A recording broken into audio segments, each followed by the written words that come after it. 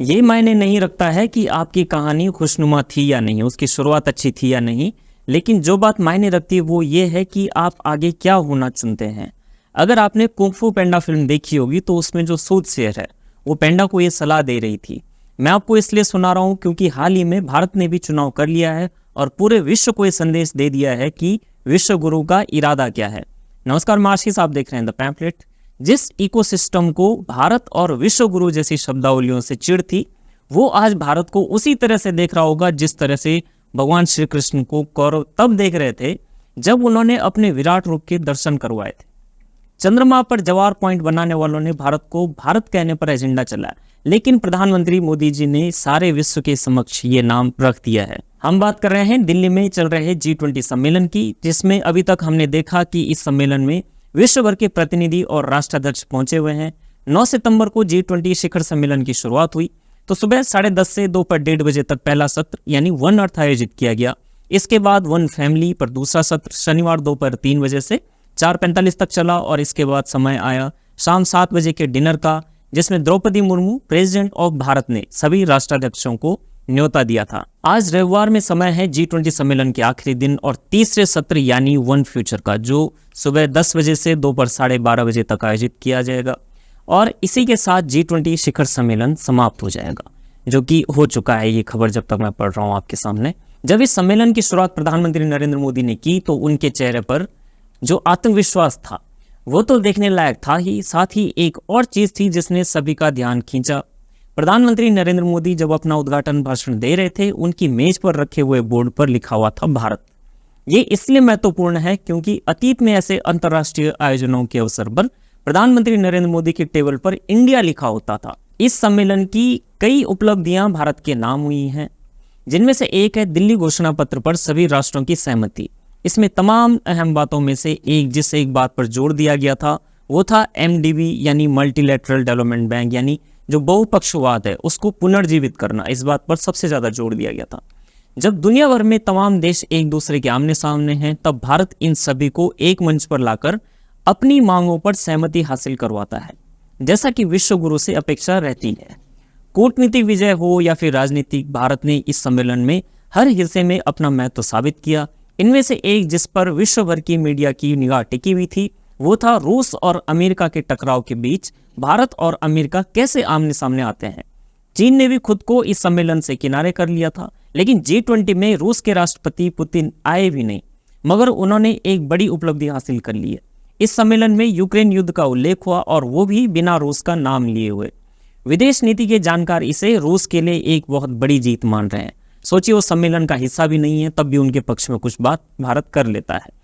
जो दिल्ली घोषणा पत्र जारी किया गया है वह बिल्कुल वैसा ही है जैसा पिछले साल इंडोनेशिया के बाली में जारी किया गया था।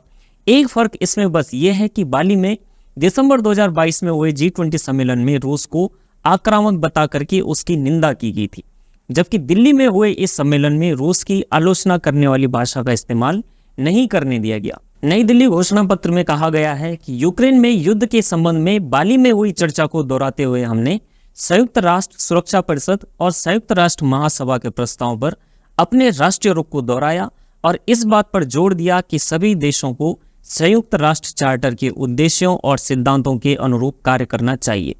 संयुक्त राष्ट्र चार्टर के अनुसार सभी देशों को किसी भी अन्य देशों की क्षेत्रीय अखंडता और संप्रभुता या राजनीतिक स्वतंत्रता के खिलाफ क्षेत्रीय अधिग्रहण की धमकी या बल के उपयोग से बचना चाहिए। परमाणु हथियारों का उपयोग या उपयोग की धमकी अस्वीकार्य है। इस घोषणा पत्र में मुस्लिम राष्ट्र तुर्की और रूस के बीच काला सागर अनाज सौदे को शुरू करने का अनुरोध भी किया गया है, ताकि जो दुनिया के सामने संकट खड़ा है उसको टाला जा सके, दुनिया को उस संकट से बचाया जा सके। अब एक वो सौदा जिसने चीन के साथ साथ कांग्रेस और राहुल गांधी को भी एक बहुत बड़ा झटका देने का काम किया है, वो है India middle east Europe economic corridor. प्रधानमंत्री नरेंद्र मोदी ने शनिवार को दिल्ली में अमेरिका, सऊदी अरब और यूरोपीय देशों के नेताओं के साथ मिलकर India middle east Europe economic corridor की घोषणा की। प्रधानमंत्री नरेंद्र मोदी ने एक बार कहा था कि वे भाग्यशाली हैं क्योंकि आजादी के इतने साल बाद भी इतने सारे काम करने बाकी हैं और उन्हें ही ये मौका मिला है। ये आर्थिक गलियारा बेहद महत्वपूर्ण है और निश्चित तौर पर पीएम मोदी भाग्यशाली नेता भी हैं जिनके जरिए ये ऐतिहासिक समझौता हो पाया। अमेरिका, अरब और यूरोपीय देशों के नेताओं के साथ मिलकर के एक इतनी बड़ी एवं महत्वाकांक्षी इंफ्रास्ट्रक्चर परियोजना की घोषणा न केवल ऐतिहासिक है बल्कि इसमें वैश्विक व्यापार का रुख मोड़ देने की शक्ति भी है। इस परियोजना के तहत मध्य पूर्व के देशों को एक रेल नेटवर्क से जोड़ा जाएगा, जिसके बाद उन्हें भारत से शिपिंग रूट के माध्यम से जोड़ा जाएगा और आखिर में ये जोड़ेगा यूरोप के देशों को भी। ये कोई आम रेलवे परियोजना नहीं है बल्कि इसके जरिए शिपिंग यानी माल ढुलाई जैसे क्षेत्रों में क्रांतिकारी परिवर्तन आएंगे। इसका सबसे बड़ा फायदा होगा कम और मध्यम इनकम वाले देशों को, क्योंकि इससे इन देशों के बीच व्यापार सस्ता और आसान हो जाएगा। वर्तमान में जो स्थिति है उसके तहत मुंबई से मान लीजिए जो सामान यूरोप के लिए निकलता है वो स्वेज नहर से होते हुए यूरोप पहुंचता है, मगर अब आने वाले समय में ये सामान दुबई के रास्ते इजराइल के बंदरगाह से होते हुए ट्रेन के माध्यम से जा सकेगा। आपको याद होगा कि स्वेज नहर से जाने वाले सामान पर आतंकवाद और ट्रैफिक की समस्या होती है। साल 2021 में ही एक जहाज के यहाँ पर फंसने से कई दिनों तक व्यापार प्रभावित भी हुआ था। ऐसे में जो चीन बेल्ट एंड रोड प्रोजेक्ट से दुनिया भर की अर्थव्यवस्था पर राज करने की कोशिश कर रहा है, उसे ये पसंद नहीं आने वाला है। इस सब के अलावा इस सम्मेलन में प्रधानमंत्री नरेंद्र मोदी ने अफ्रीकी संघ को G20 के स्थायी सदस्य के रूप में शामिल करने की घोषणा की है। G20 के इस सम्मेलन की समाप्ति की घोषणा के साथ ही भारत ने ब्राजील को G20 की अध्यक्षता सौंप दी है। इससे पूर्व भारत को इंडोनेशिया से अध्यक्षता मिली थी। अब अगले साल यानी आने वाले जुलाई अगस्त में G20 का आयोजन ब्राजील में होगा। देखते रहिए द पैम्फलेट। धन्यवाद।